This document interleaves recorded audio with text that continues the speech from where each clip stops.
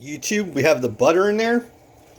And now we're going to take our onions and put that in there.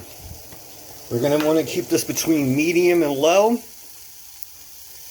Stir it about.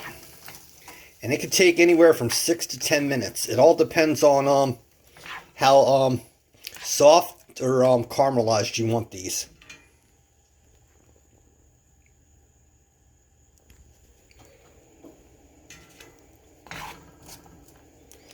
So after that, we'll throw some of that steak grease in these onions and make it even better.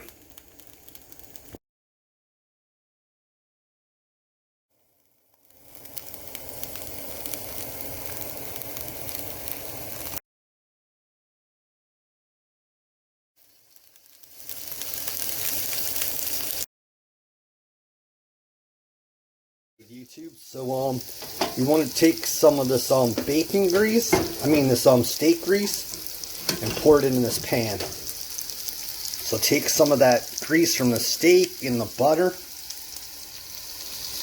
and throw that in there. Now look at that. That just adds so much more flavor and taste to everything, and it'll make the steak sandwich so much better. Alright YouTube, so I did add one thing to this. I added this all-purpose seasoning, and you can really see those onions.